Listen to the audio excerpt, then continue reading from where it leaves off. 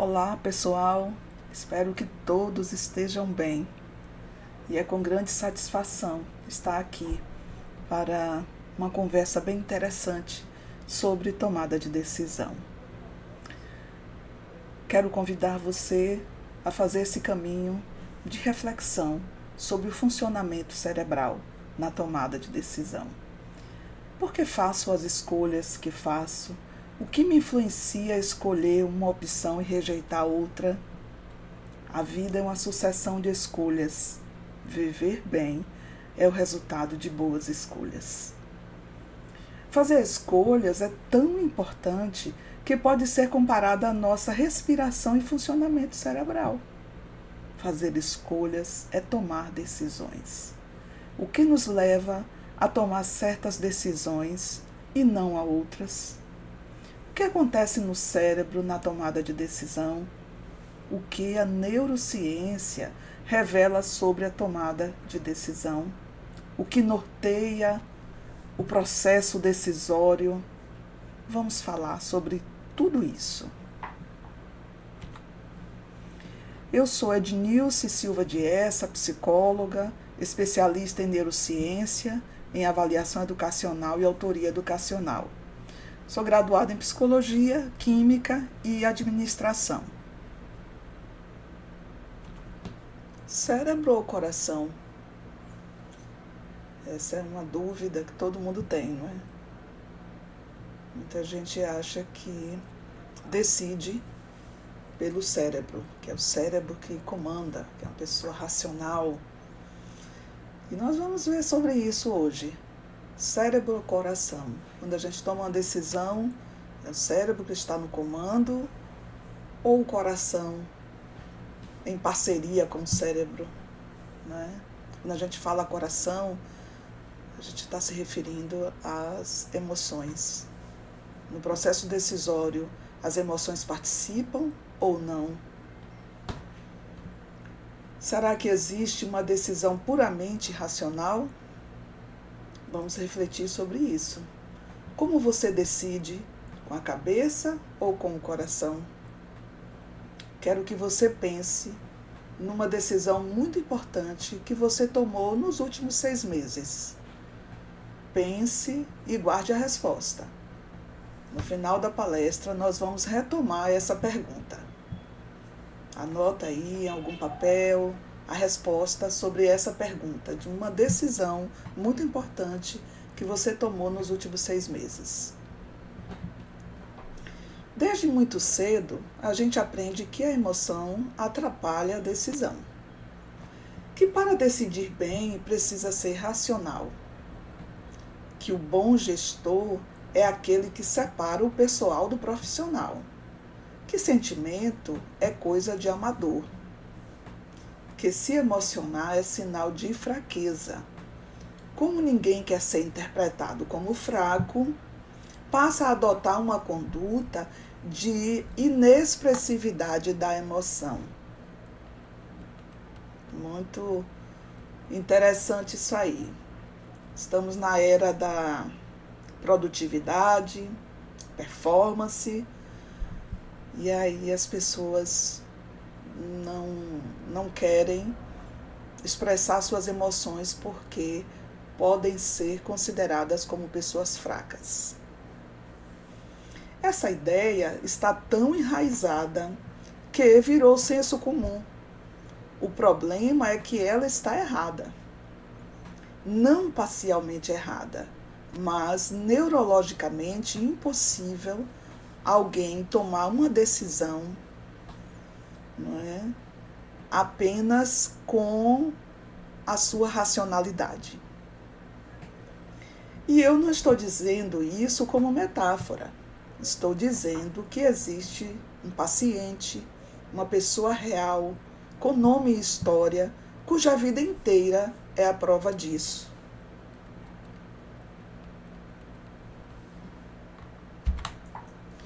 O caso de Phineas Gage. Nós vamos ver a história desse rapaz. Era 13 de setembro de 1848. Phineas Gage tinha 25 anos, trabalhava como encarregado de obras na construção de uma ferrovia em Vermont, nos Estados Unidos.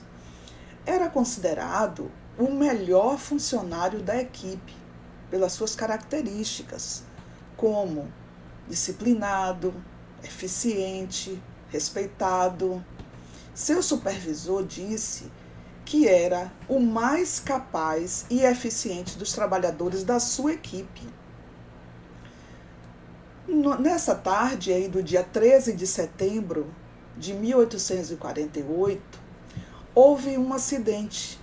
Uma barra de ferro com mais de 1 metro de comprimento e quase 3 quilos foi propelida por uma explosão. Ela entrou pela bochecha esquerda de Gage, atravessou o crânio e saiu pelo topo da cabeça. Como vocês estão vendo aí, essa imagem aí, essa figura que retrata, não é, por onde a barra de ferro passou. Phineas Gage sobreviveu. Em poucos meses já andava, falava, reconhecia pessoas. Fisicamente havia se recuperado de forma notável. Seu médico, John Arlow, acreditou ter testemunhado um milagre.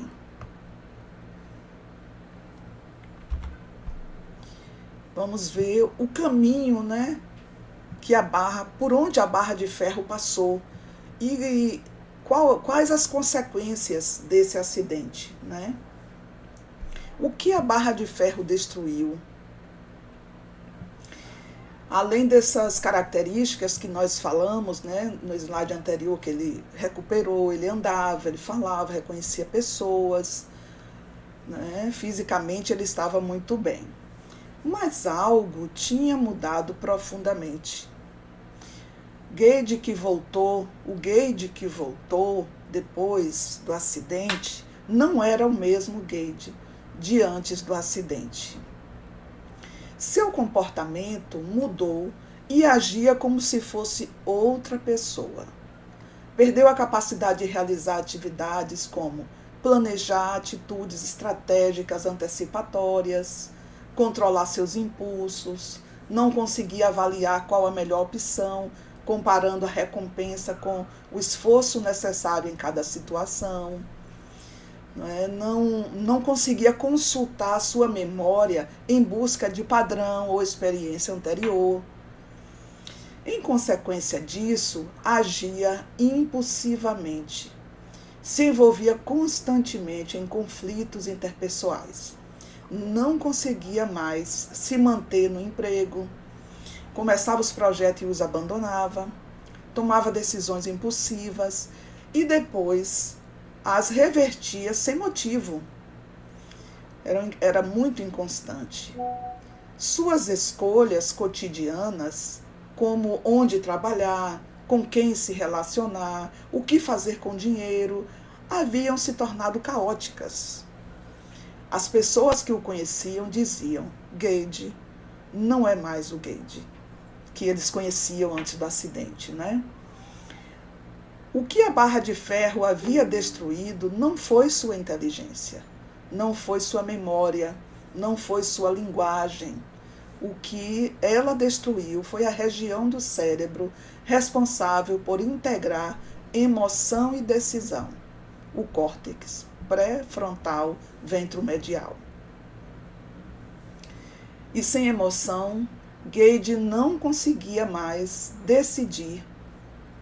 Não perdeu a capacidade de decidir porque ficou irracional, mas porque perdeu o acesso às suas emoções.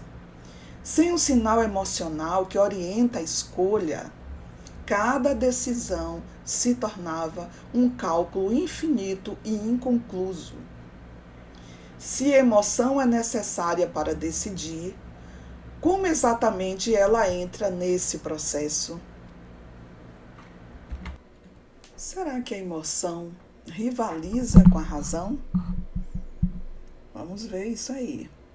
Foi o neurocientista português Antônio Damasio quem estudou casos como o de Gage, que nós vimos a história dele, ainda há pouco, e também outros pacientes que tinham lesões similares.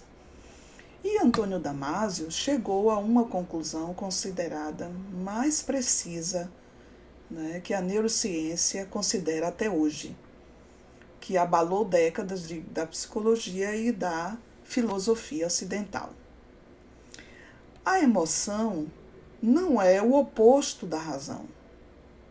A emoção é o substrato da razão. Sem ela, a razão não funciona. Damasio chamou a sua conclusão, depois dos seus estudos, de hipótese do marcador somático. As emoções sinalizam se algum estímulo é bom, em forma de recompensa, ou ruim, como um perigo ou uma ameaça, através de reações como tensão, aceleração cardíaca, leveza, aperto no peito, sudorese. E esse sinal corporal que, diante de uma decisão, guia nossa atenção para as opções mais relevantes. Sem esse guia, o cérebro se perde em possibilidades infinitas, ou seja, ele fica sem parâmetros. Experiências emocionalmente relevantes tendem a associar determinados estados corporais a resultados específicos. Essas associações podem ser reativadas posteriormente e influenciar novas decisões. Porque a cada experiência, o nosso cérebro armazena os resultados, as emoções, o que a gente decidiu, se foi uma boa escolha ou não.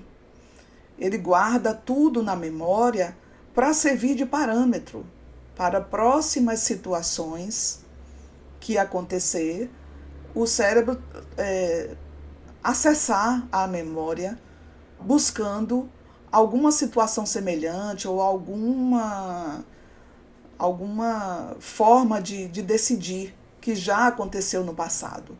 Então, acessar as emoções e a memória são etapas importantes no processo decisório. Exemplo: quando uma criança tocou em algo quente, o corpo registrou calor intenso, dor, perigo. Essa experiência ficou armazenada. Onde? Na memória. Na próxima vez que aquela pessoa, depois que cresce, fica ali armazenado aquela experiência. Não foi bom. O contato com o calor intenso não foi uma experiência agradável. Teve dor, teve sofrimento. Então, aquela pessoa guarda essa informação na memória e, em algum momento que ela entrar em contato, de novo, com um calor intenso, com fogo, com chamas, com incêndio, ela vai lembrar, porque tem lá um registro desse acontecido, E o corpo sinaliza, cuidado, perigo. Por que sabe que é perigo? Porque ele vai voltar lá, consultar as memórias e vai ver que tem um registro de uma situação desagradável envolvendo fogo, chamas, dor, perigo, Damasio mostrou que o mesmo mecanismo opera em decisões complexas como escolhas de carreira, relacionamentos, negócios e outras decisões importantes. O cérebro reativa padrões neurais e corporais associados a experiências anteriores, que estão lá armazenadas na nossa memória. Aquele aperto no estômago antes de assinar um contrato, aquela leveza quando uma solução se encaixa, quando algo é agradável, quando o resultado que a gente almeja, que sonha e a gente alcança, é uma sensação muito boa. E a nossa memória armazena também as boas emoções. Esse sinal não substitui o raciocínio. o sinal que a emoção armazenada lá na memória, não é? Esse sinal não substitui o raciocínio.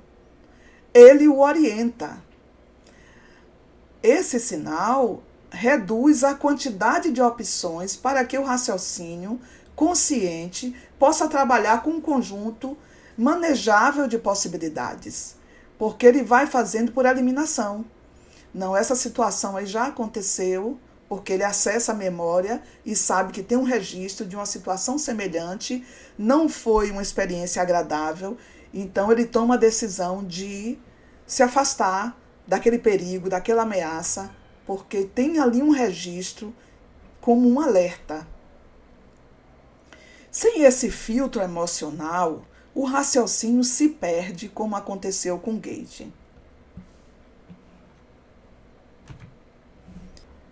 Antônio Damasio, além da hipótese do marcador somático, ele desenvolveu, juntamente com outros colegas, desenvolveu estudos, né, juntamente com sua esposa, Hannah Damasio, Anthony Bechara e Steven Anderson, neurocientistas da Faculdade de Medicina da Universidade de Iowa. Deram origem ao IGT, que em tradução livre, né, para o português, significa tarefa de tomada de decisão.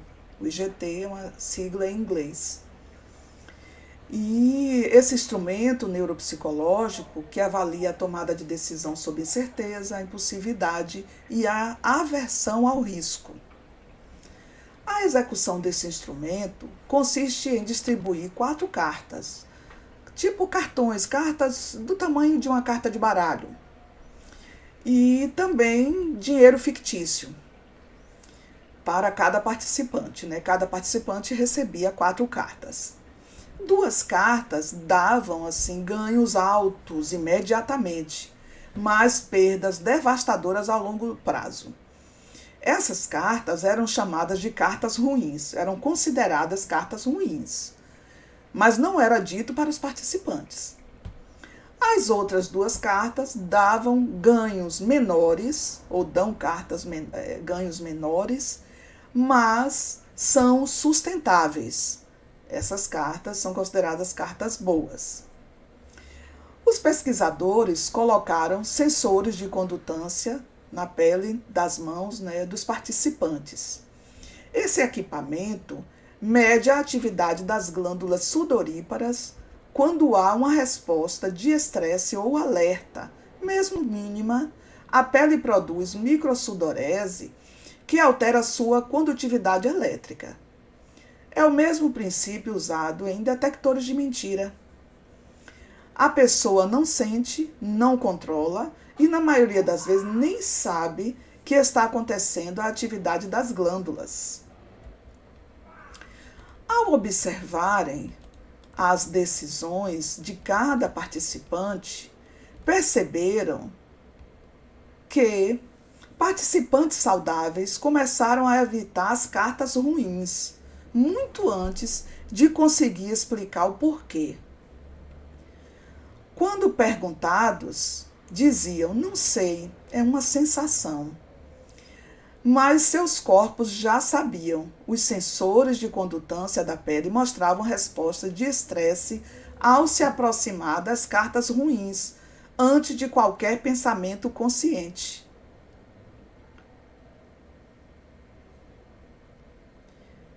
Primeiro, a resposta de pele aparece, que é uma sequência, né, de resposta temporal. Primeiro, a resposta da pele aparece, o corpo reage ao se aproximar das cartas ruins, antecipando a perda. Em seguida, o corpo muda, o comportamento muda. O participante começa a evitar essas cartas, escolhendo cada vez mais as cartas seguras ou cartas boas.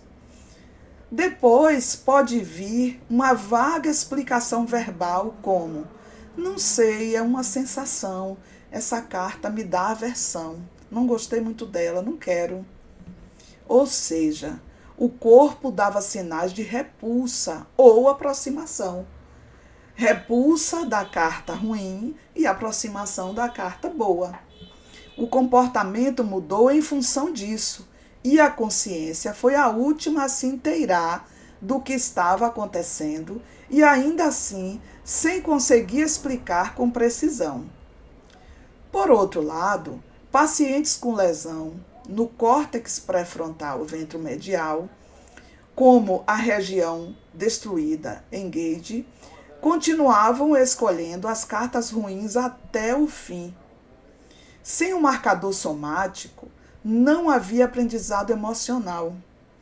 Esses pacientes preservavam diversas capacidades intelectuais e lógicas, mas apresentavam dificuldade em atribuir valor emocional às consequências futuras das escolhas.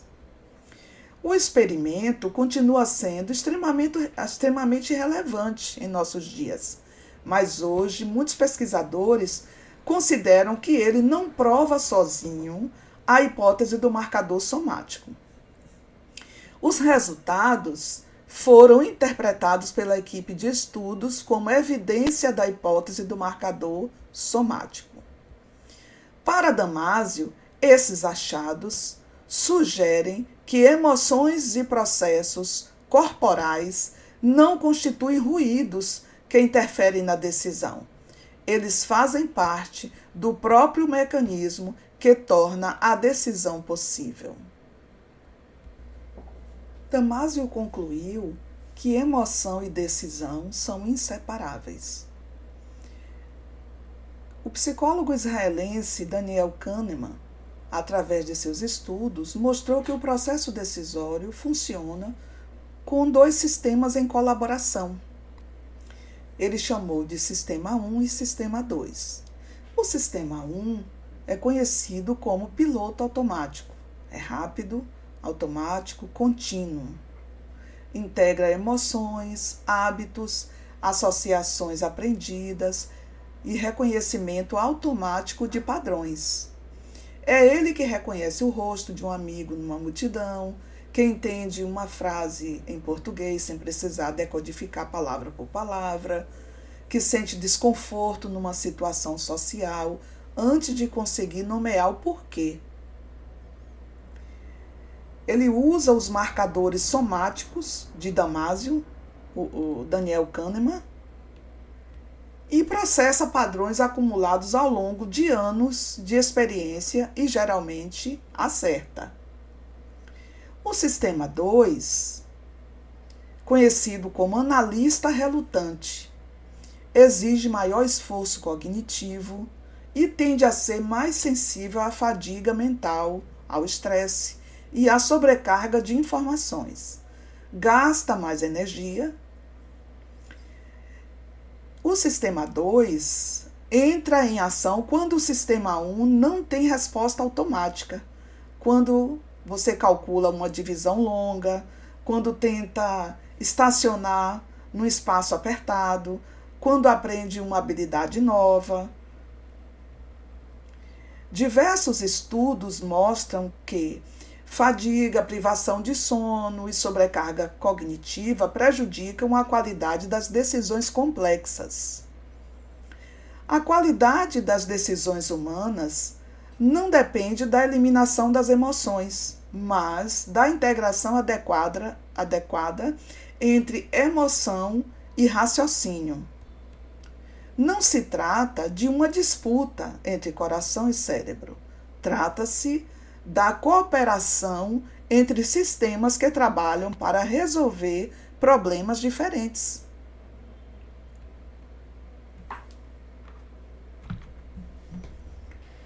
O que acontece no cérebro quando decido? Vamos revisar o caminho do entendimento, da tomada de decisão até aqui. Damasio formulou o mecanismo, hipótese do marcador somático e desenvolveu o instrumento IGT. Depois a gente trouxe a informação de que Kahneman elaborou o modelo cognitivo, cooperação entre dois sistemas, sistema 1 e sistema 2. Agora, aprofundando mais um pouco, quais estruturas cerebrais estão envolvidas e como cada uma delas participa nesse processo? A decisão não é um evento isolado. É um processo que envolve o trabalho de várias estruturas cerebrais que operam em paralelo, em velocidades diferentes, com funções diferentes. O que chamamos de a decisão é o momento em que esse processo converge num comportamento. Mas o trabalho já vinha acontecendo muito antes. A tomada de decisão é um dos processos mais complexos realizados pelo cérebro humano. Durante uma decisão, ocorre uma interação dinâmica entre sistemas emocionais, cognitivos, motivacionais e de memória, que trabalham simultaneamente para avaliar informações, prever consequências e selecionar um curso de ação, um plano de ação. De forma simplificada, decidir significa responder a 3 perguntas fundamentais. O que está acontecendo? O que isso significa para mim e o que devo fazer agora? Para responder a essas perguntas, diferentes estruturas cerebrais entram em ação.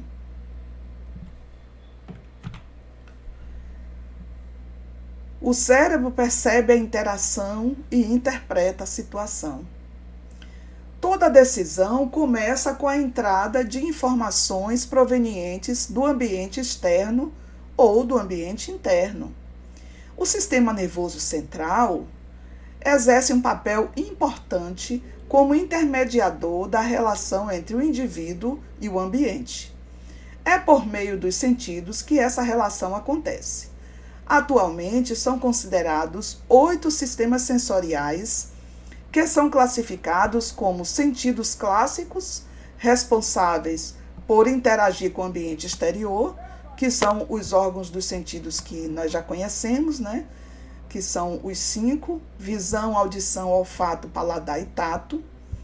E somado a esses 5 sentidos que interagem com o meio exterior, os sentidos ocultos, internos e essenciais para o controle corporal, equilíbrio e percepção das necessidades do organismo, como o sentido vestibular, responsável pelo equilíbrio, noção de gravidade, movimento e orientação espacial. Ele fica localizado no ouvido interno e ajuda o corpo a saber se está de pé, em movimento ou se movimentando rápido. A propriocepção, consciência corporal, é a capacidade de saber onde cada parte do seu corpo está localizada no espaço e qual é sua posição, sem precisar olhar diretamente para ela. Então, a propriocepção é outro sentido interno, né? Oculto.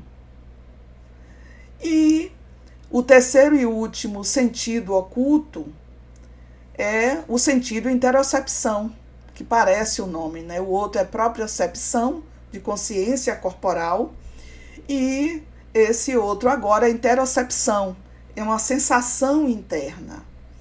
É a percepção do funcionamento do seu próprio corpo, permitindo sentir sinais como batimentos cardíacos, fome, sede, vontade de ir ao banheiro, temperatura interna, emoções físicas. Os estímulos são captados por esses sentidos aí que eu falei, por esses oito sistemas sensoriais.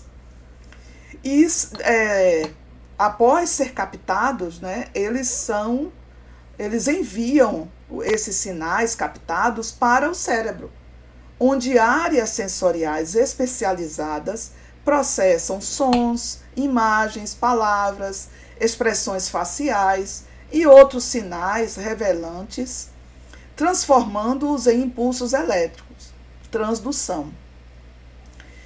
Esses impulsos elétricos são avaliados e podem ser classificados como algo agradável ou perigoso para serem armazenados na memória segundo a sua classificação.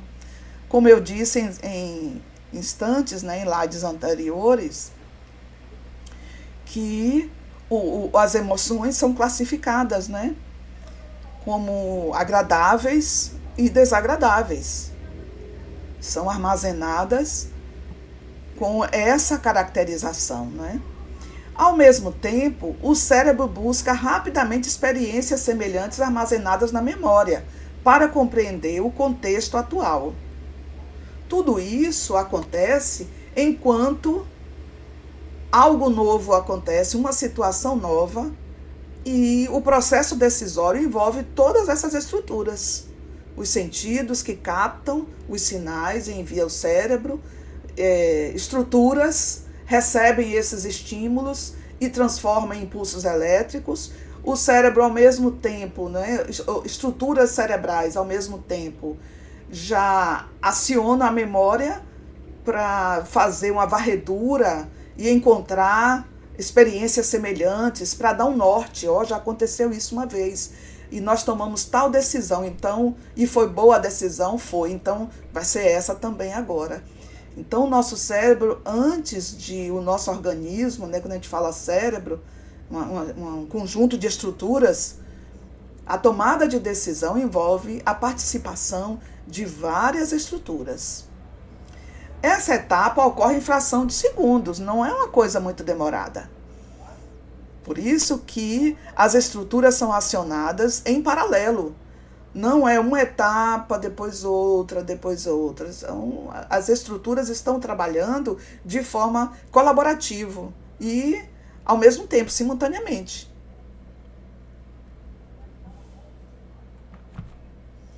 Estruturas cerebrais participantes, né, desse processo decisório. Aí nós destacamos a amígdala. São várias estruturas, não daria para falar todo o processo, porque são estruturas e cada estrutura tem divisões em áreas específicas, subáreas, não é? Mas nós vamos falar aqui de algumas que têm uma participação mais marcante, né? Uma delas é a amígdala, que muita gente confunde, né, com a amígdala da garganta, mas é a amígdala cerebral. Seguindo a ideia simplificada de explicar o complexo processo decisório, algumas estruturas ganham destaque. Antes de qualquer pensamento consciente sobre uma escolha, o cérebro já está trabalhando. A amígdala escaneia continuamente o ambiente em busca de relevância emocional, como quem procura sinais preditores que possam ameaçar a sobrevivência humana. Como: isso importa para mim? Isso é ameaça ou é uma oportunidade? Esse escaneamento que a amígdala faz é automático, involuntário. Ela não depende de um comando para agir. Ela faz continuamente, né, essa varredura, esse escaneamento do ambiente externo e do ambiente interno. E para interpretar algum sinal diferente, alguma coisa nova acontecendo, se tem alguma ameaça, algum perigo ou alguma coisa boa acontecendo. Esse escaneamento é automático, involuntário e extraordinariamente rápido, na ordem de milissegundos. Porque qual é o objetivo? Esse aqui é o sistema 1, regido pelas amígdalas e pela ínsula, que nós vamos falar no próximo slide. E esse é o sistema 1 que Kahneman, quando ele defendeu a teoria dele, né, a teoria dos dois sistemas, o sistema 1, que é rápido, é automático, é o sistema que a amígdala faz parte. Se a amígdala detecta algo relevante ou um perigo real ou percebido, em milissegundos ela já mobilizou o sistema nervoso autônomo, frequência cardíaca muda, coração acelera, músculos tensionam, prepara para a luta ou fuga, a atenção se estreita, hormônios do estresse ou de recompensa são liberados. Isso acontece antes que o córtex pré-frontal tenha sequer começado a agir sobre a situação. O córtex pré-frontal nós vamos ver mais adiante. Ele faz parte do sistema 2, que ele é analítico, observa, pondera, para depois tomar uma decisão. A amígdala faz parte do sistema 1, que é rápido, automático. Por conta disso, uma das primeiras estruturas a participar é a amígdala cerebral, porque ela fica o tempo todo escaneando o ambiente, tanto externo como interno. E a amígdala está localizada profundamente nos lobos temporais. É uma estrutura pequena, em forma de amêndoa, que faz parte do sistema límbico. Ela é especializada em detectar ameaças, verificar sinais sociais e, se o momento exige atenção imediata, e em disparar respostas de sobrevivência. Esse mecanismo é de grande importância para a nossa sobrevivência, pois nos alerta dos perigos. O problema é que a amígdala não distingue bem entre um leão na savana e uma crítica do chefe numa reunião. A resposta de estresse é a mesma. E sob essa resposta, o córtex pré-frontal, responsável pelo raciocínio complexo, perde eficiência no sentido de rapidez. A amígdala ela é rápida, porém ela pode se enganar, porque ela não distingue bem a proporcionalidade, né, entre um evento e outro. Como exemplo aqui, ela não distingue bem entre o perigo de estar diante, né, de um leão na savana e a crítica de alguém, um chefe, numa reunião. Então, a amígdala ganha em eficiência pela rapidez, mas o córtex pré-frontal, que faz parte do sistema 2, ganha no sentido de analisar melhor. Tem decisões que precisam de uma maior análise antes de tomar uma decisão.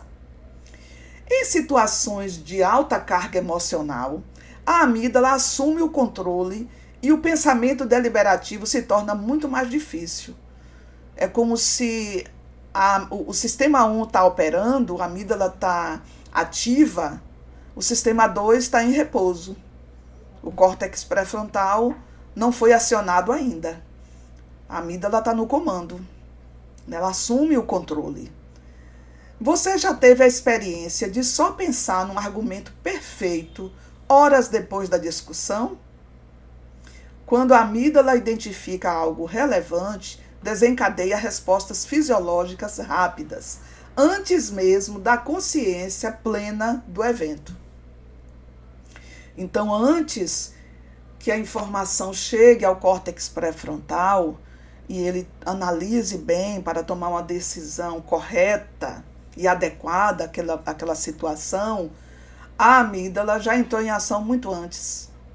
Ela já percebeu, ela já acionou os mecanismos, né, de reação, porque se ela detecta um perigo, uma ameaça, ela reage rápido. E isso é importante para a nossa sobrevivência. Daí a importância da regulação emocional. Porque se a gente estiver em carga alta, uma carga emocional elevada, sob estresse, a amígdala assume o controle e muitas vezes a gente toma decisões precipitadas. E a regulação emocional, ela não invalida a ação do sistema 1. Ela envia as informações do sistema 1 para o sistema 2 analisar melhor. E é o sistema 2 que acessa a memória, o controle inibitório, as funções executivas, é o córtex pré-frontal que nós vamos ver mais adiante.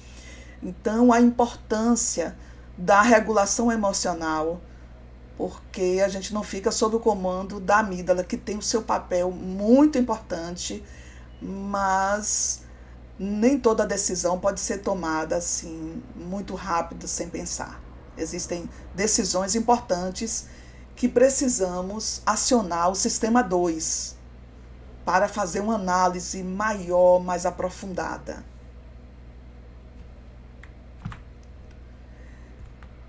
Agora nós vamos ver para uma outra estrutura que eu já até mencionei, a ínsula. Nós vimos a amígdala, agora a ínsula. Feita a verificação dos estímulos, né, a amígdala ativa a emoção correspondente e o corpo reage de forma compatível. O coração compatível com a emoção acionada pela amígdala. O coração acelera, a respiração muda, os músculos se tensionam e diversos hormônios são liberados na corrente sanguínea. A ínsula capta os estados internos gerados pelo disparo promovido pela amígdala, como a tensão muscular, a variação cardíaca, a sensação visceral, e os traduz em representações que o cérebro pode usar como informação. O córtex pré-frontal pode usar como informação. É aqui que surge o que Damasio chama de marcador somático, uma etiqueta emocional associada à opção em questão, que a ínsula detecta, né? E fala assim, não, isso aqui é uma situação de ansiedade, de medo. A ínsula faz esse trabalho mais refinado, depois que a amígdala percebe mudanças, ameaças. Esse marcador não chega como pensamento, chega como sensação. Ainda estamos no nível da sensação. O estômago que aperta diante de uma escolha arriscada, a leveza que surge quando uma solução parece certa, o desconforto difuso antes de uma reunião que você ainda não sabe porque está com medo. Essas sensações são dados neurológicos reais, o resultado de um processamento complexo que aconteceu fora da consciência. A ínsula é menos conhecida, mas igualmente fundamental. Ela é uma estrutura localizada, uma estrutura cerebral localizada profundamente no cérebro, escondida sob os lobos frontal, parietal e temporal, no assoalho do córtex.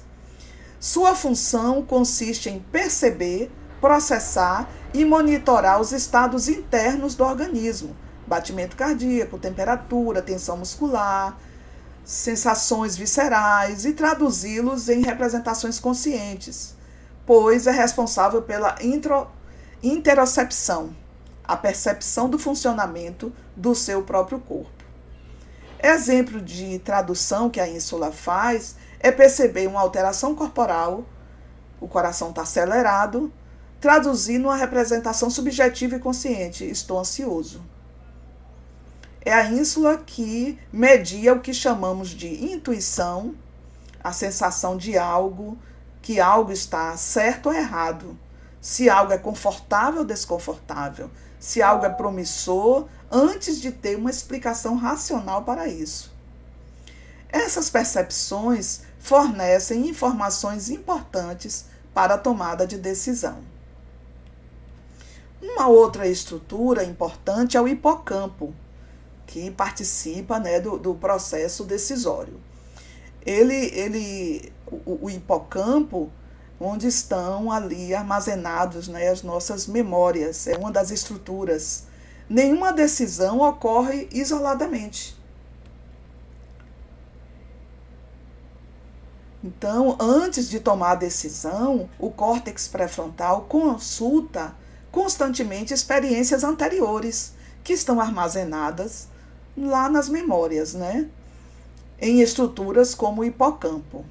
Esse repertório memorial é consultado com a finalidade de encontrar situações semelhantes anteriores, padrões de experiências, resolução de problemas, escolhas feitas no passado, resultados positivos ou negativos, lições aprendidas.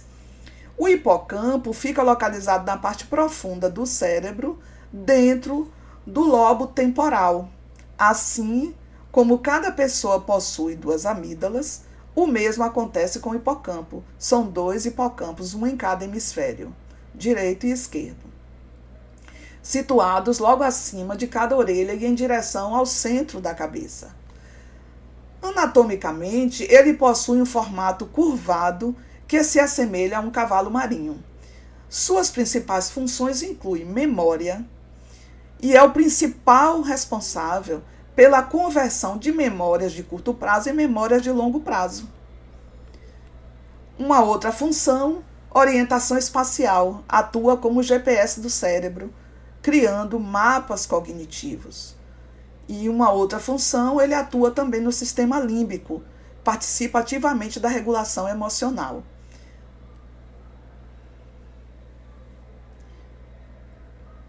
Então, essas memórias ou lembranças ajudam a prever consequências futuras e evitar escolhas equivocadas.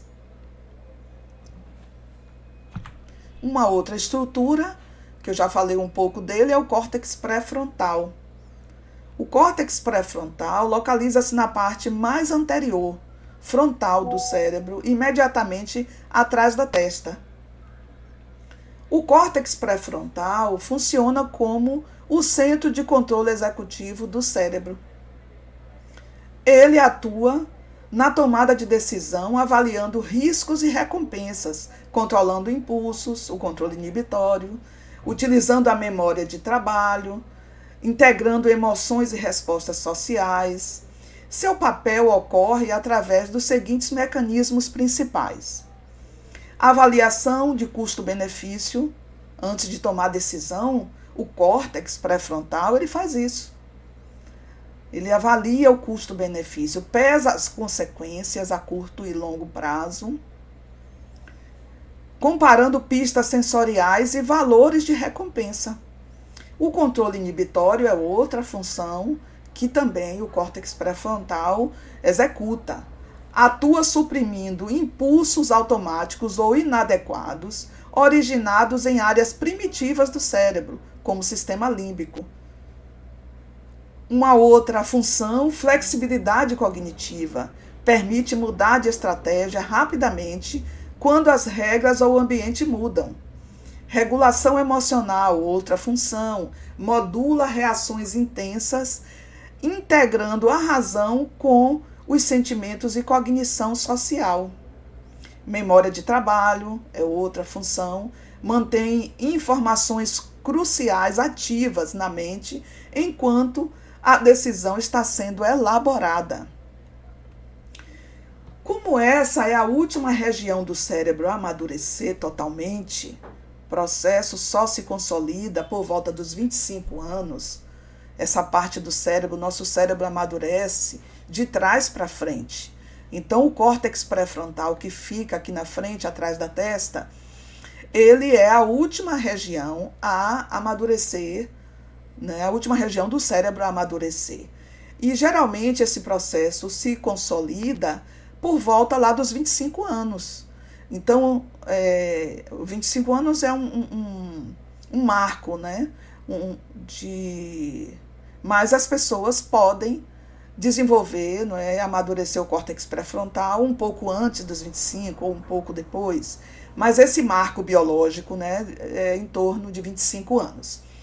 Então, sua capacidade de planejar e prever riscos evolui e se refina ao longo do desenvolvimento. E isso explica muito sobre decisões impulsivas dos adolescentes ou pessoas que não estão ainda na faixa de idade, né, dos 25 anos, são mais novos, né, do que tem menos de 25 anos. E isso explica o porquê. Ele é o primeiro a ser comprometido por fadiga, estresse, privação de sono e sobrecarga cognitiva.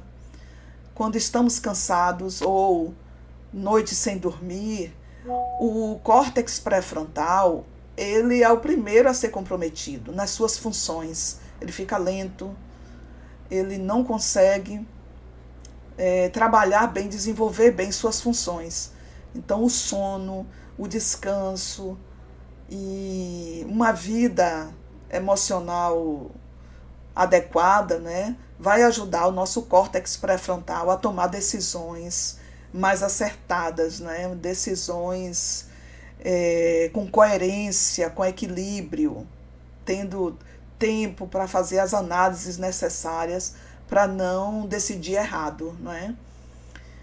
Quando está funcionando bem o nosso córtex pré-frontal, é porque está descansado, focado e emocionalmente regulado. O córtex pré-frontal consegue fazer seu trabalho, integrar o sinal emocional da amígdala e da ínsula com a análise racional e produzir uma decisão equilibrada. Ele não ignora o sinal emocional, mas também não é governado por ele. Então, o córtex pré-frontal, ele não ignora, ele não deixa os sinais que a amígdala e a ínsula enviam para o córtex pré-frontal, para o sistema 2, ele não ignora, mas ele não é governado por esses sinais. Usa esses sinais como orientação. O córtex pré-frontal, no seu trabalho consciente, vai processar e integrar todas as informações sensoriais e emocionais recebidas da amígdala e da ínsula e informações da memória vindas do hipocampo. A integração gera potencial recompensa e vontade de fazer algo, volição.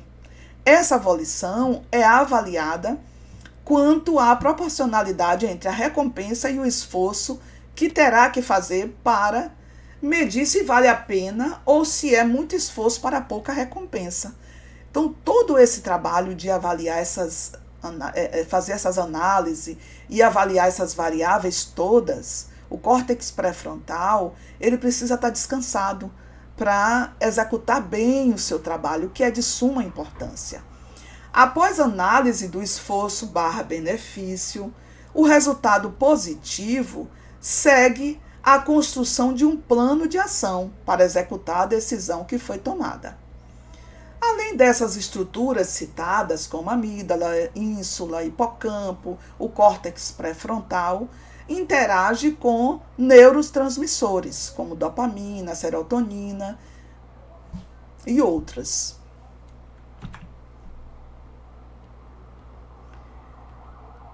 Como neurotransmissores do processo decisório, eu trouxe esses 4 principais aí. A dopamina, serotonina, o cortisol e a noradrenalina, ou norepinefrina. A dopamina relacionada à motivação, recompensa e expectativa de ganho.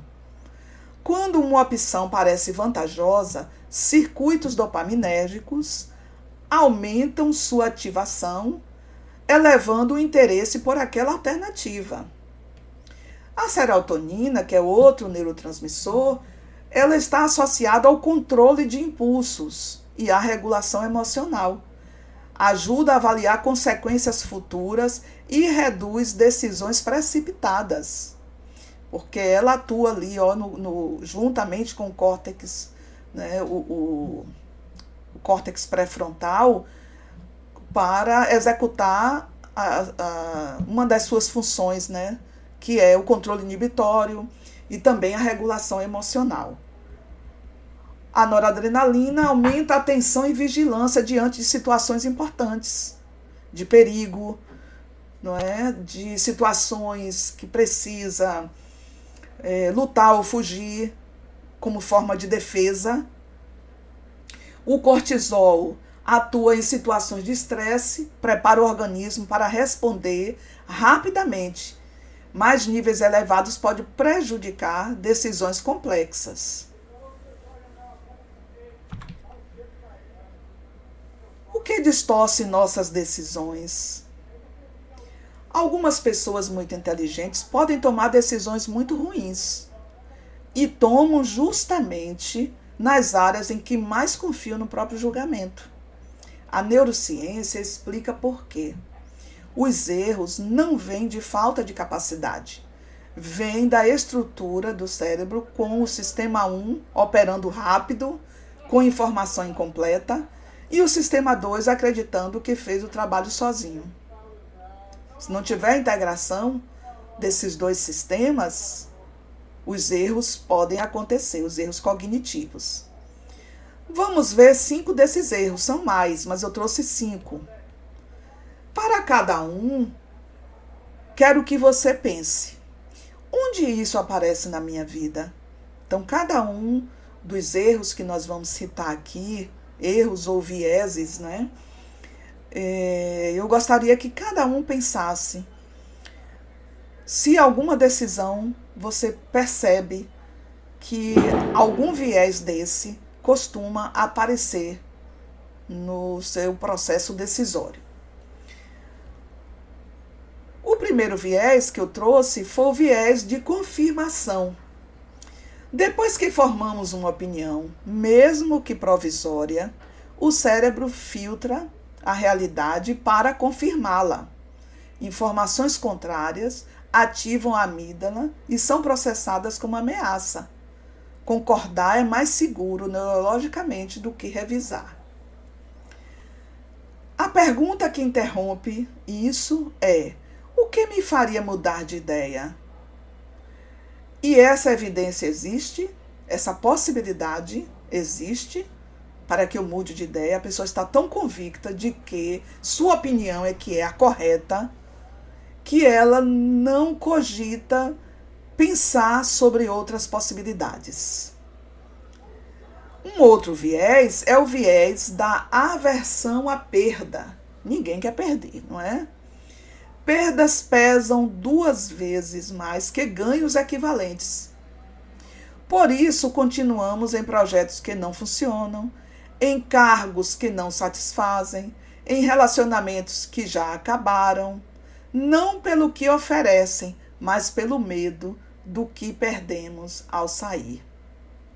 A pergunta certa não é quanto já investi, é dado onde eu estou agora, qual caminho faz sentido daqui para frente? Um outro viés é o viés de ancoragem. O primeiro número que ouvimos, ou a primeira informação sobre algo, contamina todos os julgamentos seguintes, mesmo quando é arbitrário. Em negociações, entrevistas, avaliações de desempenho, quem define a âncora tem vantagem real. E quem define a âncora é justamente quem fornece os primeiros dados, as primeiras informações. Como é o primeiro dado sobre algum assunto, a nossa tendência é captar aqueles primeiros dados ou primeiras informações como corretas. E mesmo que os outros não percebam, quem define a âncora é quem trouxe a informação em primeira mão.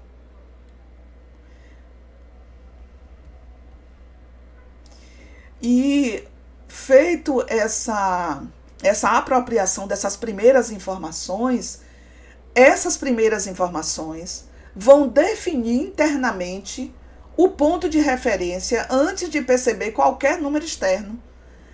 Se a pessoa traz um dado sobre algo que a gente não conhece ainda, a gente pega essa primeira informação, esse primeiro dado, esse primeiro número, como referência para outras situações, outros dados que vierem após aquele momento. Viés de enquadramento.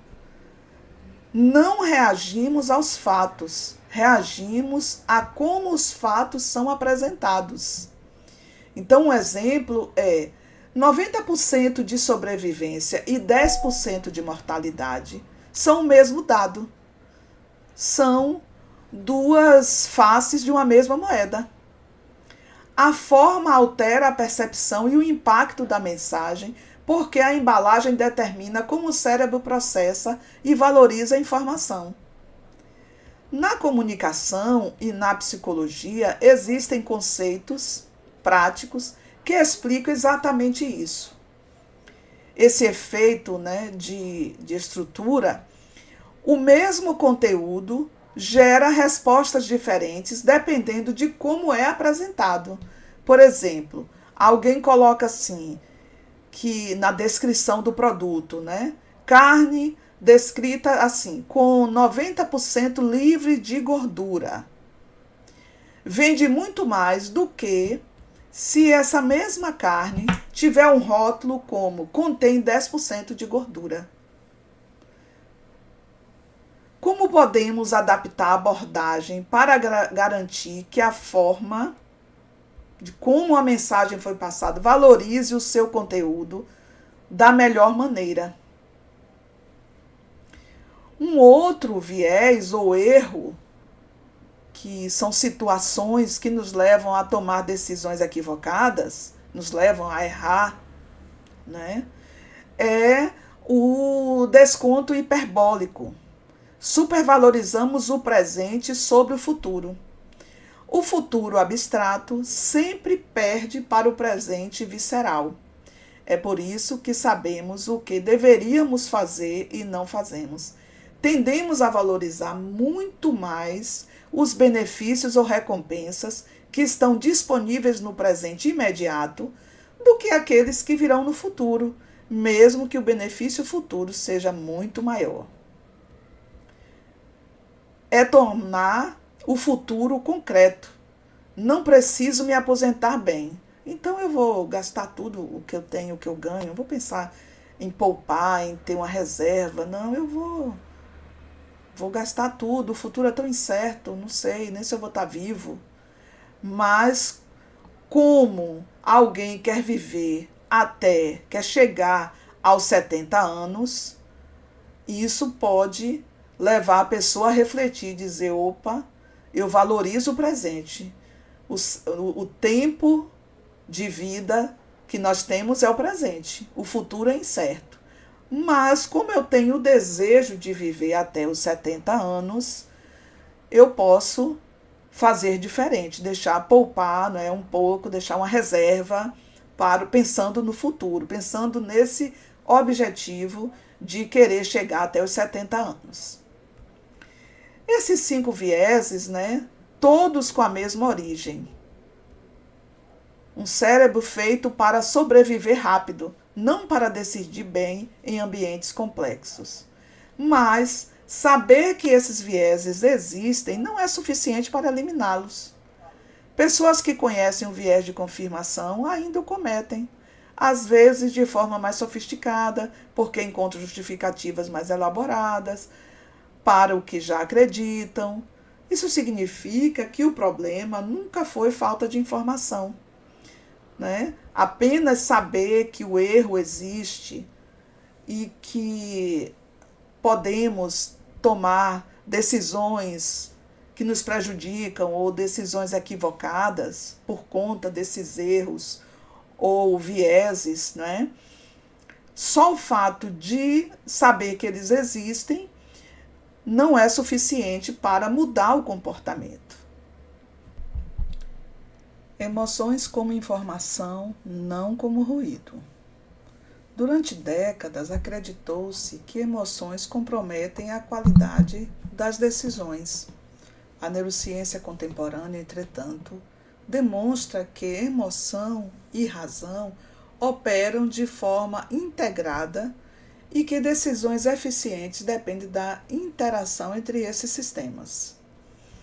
Emoções não são o ruído do sistema de decisão, são parte do sistema. O marcador somático de Damasio não atrapalha a análise, ele orienta a atenção para que o importa antes que a análise comece. Mas existe uma diferença crítica entre emoção, que informa, e emoção que sequestra, que domina. E essa diferença tem um nome preciso: vocabulário emocional ou letramento emocional. Mark Brackett, da Universidade de Yale, pesquisou algo aparentemente simples. Quantas categorias emocionais as pessoas usam no dia a dia? Essa era a questão que ele ia fazer a pesquisa. Essas categorias emocionais. Ou respostas que as pessoas dão a algumas perguntas sobre o seu estado emocional. E o resultado dessa pesquisa, a maioria dos adultos, né, opera com três respostas emocionais. Quando alguém pergunta, como você está? E as pessoas costumam dar 3 respostas diferentes. Ou diz que está bem, estou bem, está tudo bem. Ou tô mal, ou mais ou menos. E aqui está o mecanismo neurológico. Nomear uma emoção com precisão ativa o córtex pré-frontal e reduz a ativação da amígdala. Com isso, reduz a impulsividade, a decisão precipitada, os erros, porque não para analisar todas as variáveis. O ato de dizer estou ansioso porque esta decisão é irreversível, literalmente muda a resposta cerebral à ansiedade. Você não precisa eliminar a emoção, precisa nomeá-la com precisão suficiente para que ela informe, em vez de comandar. Suprimir uma emoção, engolir o choro, ignorar que ela está ali incomodando, não é hora de ficar emocionado.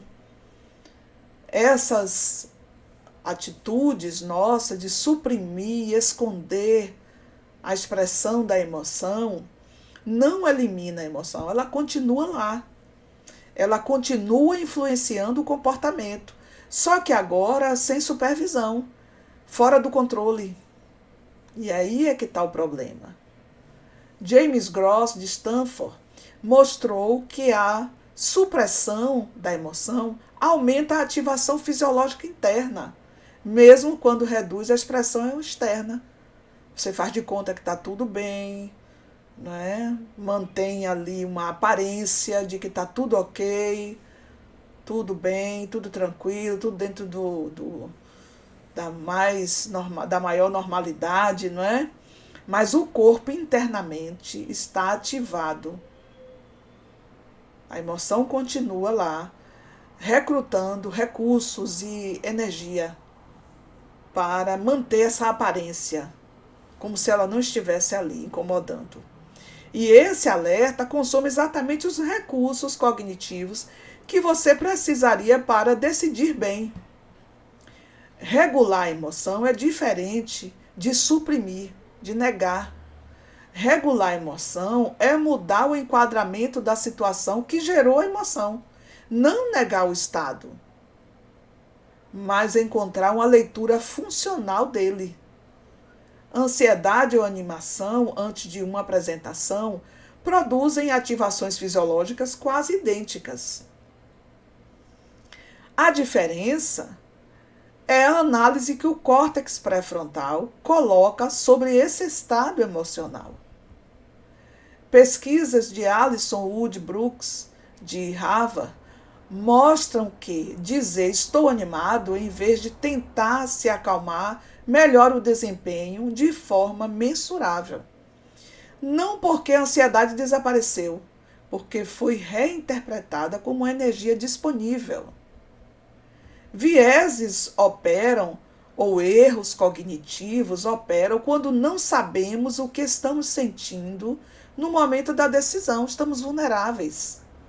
Falta de letramento emocional, acontece isso. Quando a ansiedade vira urgência artificial, quando o medo de perder vira apego irracional, e aí você fica com medo de decidir por um ambiente ou uma situação que está lhe prejudicando, mas você está apegado porque você não para analisar a situação, analisar outros ângulos, outras variáveis, e fica preso ao medo. Quando o entusiasmo vira viés de confirmação. O antídoto não é sentir menos, é sentir com mais precisão. Então, o que a neurociência nos mostra é que decidir não é um ato singular. A decisão humana não nasce apenas da lógica, nem apenas da emoção.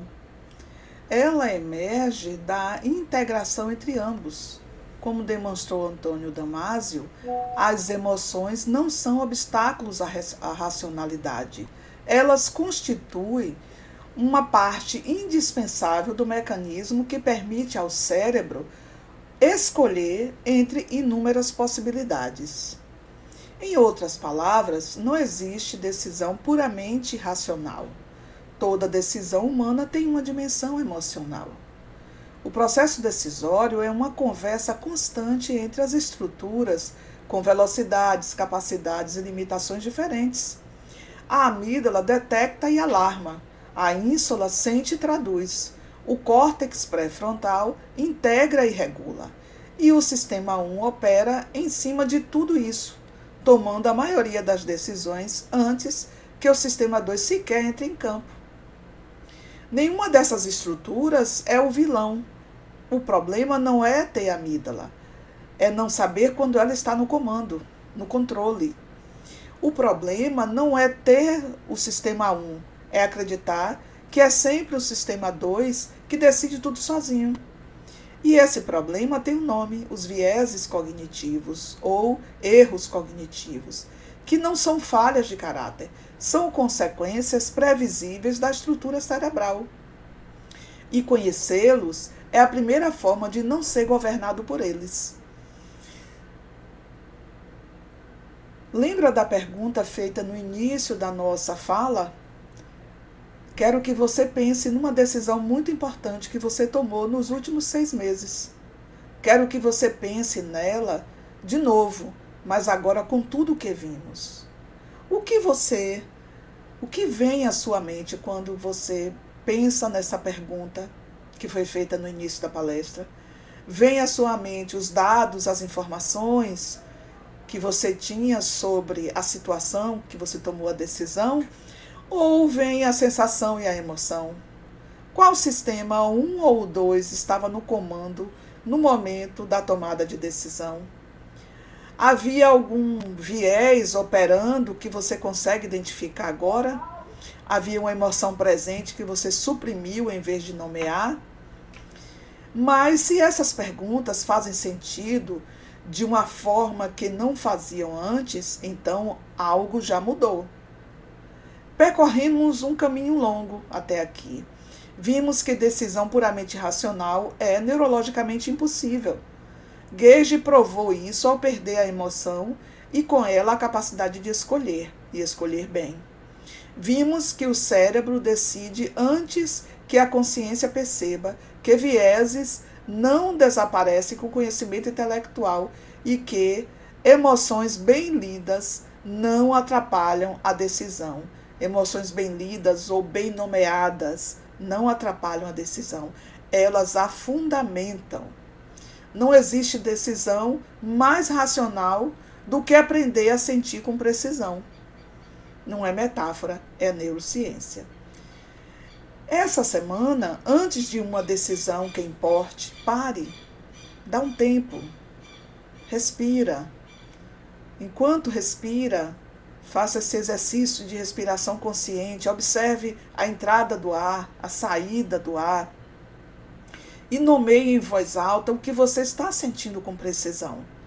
Não de forma genérica, como, estou bem, está tudo ok, não, tá mais ou menos, mas dá para levar. Não é dessa forma. Nomeie seu estado real. Estou com medo de errar e ser julgado. Essa é uma forma correta e precisa de nomear o seu estado emocional. Ou então, estou animado, mas não sei se é entusiasmo genuíno ou ancoragem no melhor cenário.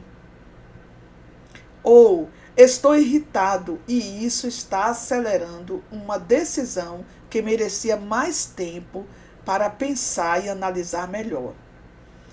A rotulação afetiva já é uma intervenção neurológica real. Nomear muda o processamento. E com o tempo, nomear com mais precisão muda a qualidade do que você decide. Então, essa conversa não termina aqui, pois este tema vai lhe acompanhar por muito tempo. Toda vez que você estiver diante de uma decisão, você vai lembrar de como o nosso cérebro processa e o quão complexo é o processo decisório.